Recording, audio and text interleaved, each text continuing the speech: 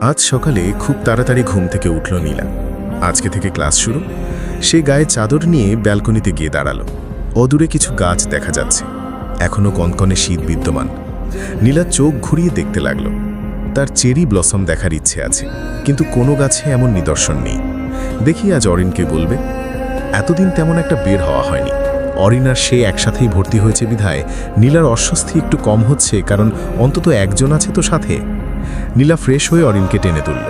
এখন অরিন তার রুমেই থাকে। প্রথম যেদিন থেকেছিল সেদিনের পরের রাত অরিন বালিশ নিয়ে চলে এসেছিল। তোমার কোনো সমস্যা হবে আমি যদি তোমার রুমে ভাগ বসাই? আরে না, কেন হবে, আসো। এমনিতেও বাড়িতে আমি আর রিহি একসাথেই থাকতাম, তাই এখানে খালি খালি লাগছে। তুমি কিছু ভাববে ভেবে বলিনি, নিজে থেকে এসেছে, অনেক খুশি হয়েছি। অরিন খুশি হয়ে বালিশ রেখে নীলাকে জড়িয়ে ধরল। আমারও খালি খালি লাগে জানো তো। এখন তুমি এসেছো বিধায় ভালোই সময় কাটে বাসায়, আগে তো আমি বাসায় থাকতাম না। নীলা ঘুমন্ত অরিনের দিকে তাকিয়ে হাসল।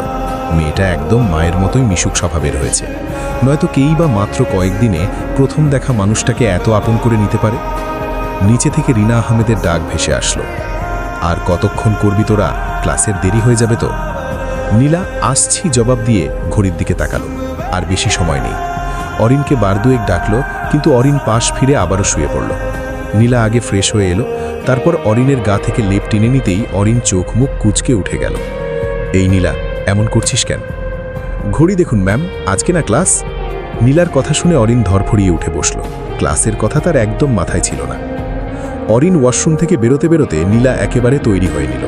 একটা লং নীল কুর্তির সাথে চুলগুলো একপাশে বিনুনি করে নিল, সাথে সাদা ওড়নাটা গলায় পেঁচিয়ে নিল। অরিন বেরোতেই নীলার দিকে এগিয়ে গেল। নীলার সামনে হাঁটু মুড়ে বসে বুকে হাত দিয়ে প্রেমের প্রস্তাব দেওয়ার ভান করল। হাই মেরি জান, তোমাকে প্রথম যেদিন দেখেছি সেদিন থেকেই মন দিয়ে ফেলেছি, আর আজ তো আমি মরেই যাব। প্লিজ, আর অন্য ছেলেরা মরে যাওয়ার আগে আমার প্রস্তাবটা গ্রহণ করুন ম্যাম। নীলা অরিনের মাথায় গাঁটটি মেরি তুলে দিল। হয়েছে, এত ডং করা লাগবে না, আপনি আরও বেশি সুন্দরী, এবার আসুন। অরিন আরও কিছু বলতে নিচ্ছিল, কিন্তু নীলা জোর করে তৈরি হতে পাঠিয়ে দিল।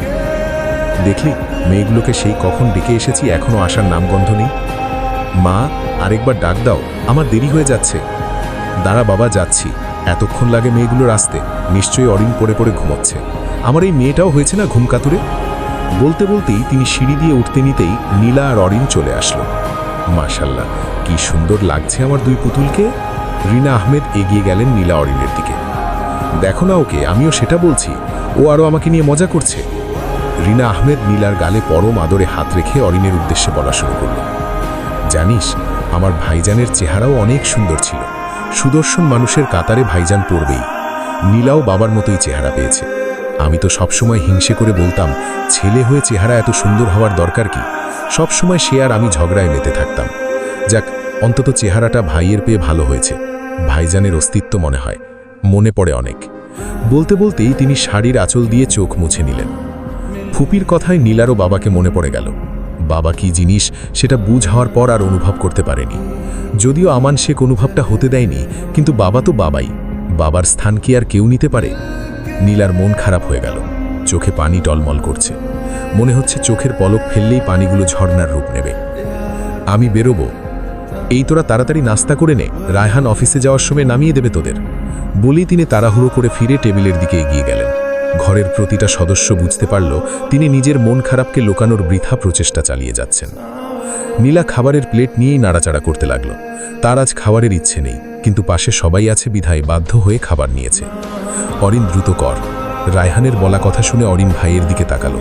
সে বুঝতে পারল না এমন কেন বলল তার ভাই। সে তো ঠিকই খাচ্ছে। পাশে নীলার দিকে তাকাতেই বুঝতে পারল। এই নীলা, তাড়াতাড়ি খেয়ে নে। আমার খাওয়া শেষ, তুই শেষ কর। শেষ মানে? কিছুই তো খেলি না। রিনা আহমেদ রেগে বলে উঠলেন। ও ফুপি, এটা নিয়ে চিন্তা করো না তো। বলেই সে অরিনের দিকে তাকাতেই অরিনও উঠে পড়ল। রায়হান লক্ষ্য করল নীলাকে। সে বসা থেকে উঠে আগে আগে বেরিয়ে যেতে যেতে অরিনের উদ্দেশ্যে ডাক দিল। আমি যাচ্ছি। দাঁড়া না ভাইয়া, আমরা আসবো তো। বোনের কথা শুনে রায়হান ফিরে তাকালো। তোরা কি হাঁটতে পারিস না? কোলে করে নেওয়া লাগবে? পারি তো, অরিন মিনমিনিয়ে জবাব দিল। তো দাঁড়াতে কেন বলছিস? রায়হান বেরিয়ে যেতেই অরিন আর নীলা রিনা আহমেদের কাছ থেকে বিদায় নিয়ে বেরিয়ে পড়ল। গাড়িতে বসেও নীলার মন খারাপ ছিল। সে জানালার ধারে মুখ বের করে দিল। আহ, জাপানের বাতাস কি স্নিগ্ধ লাগছে। চেরি ব্লসমের দেশ, অথচ এই কয়েকদিন সে বেরোই হলো না। নীলা, ঠান্ডা লাগবে, মাথা ঢুকিয়ে ফেল। অরিন, চেরি ব্লসম চোখে পড়ছে না যে? নীলার কথা শুনে অরিন হাসল। এখন না, শীত শেষ হলেই এগুলো ফুটবে, এখনও তো শীত রয়ে গিয়েছে। নীলা আর জবাব দিল না। সে জানালার কাছে মাথা হেলান দিয়ে বাইরের দিকে দৃষ্টি দিল। তার জীবনটা এমন কেন? যদি বাবা থাকতো তাহলে হয়তো আজকে পরিস্থিতিটা সম্পূর্ণ অন্যরকম হতো।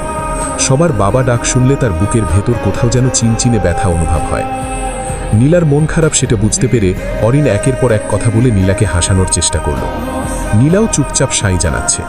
অরিন, রায়হানের এমন ধমক শুনে অরিন চুপ হয়ে গেল।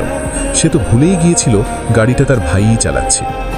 নীলা গাড়ির সামনের আয়না দিয়ে ড্রাইভিং সিটে বসা রায়হানের দিকে বার দুয়েক তাকালো।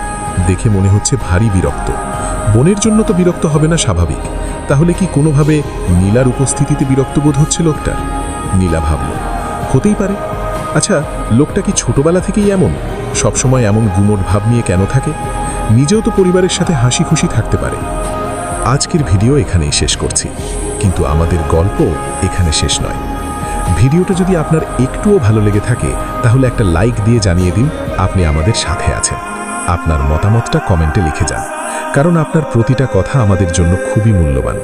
আর যদি মনে হয় ভিডিওটা অন্য কারো উপকারে আসতে পারে তাহলে অবশ্যই শেয়ার করুন।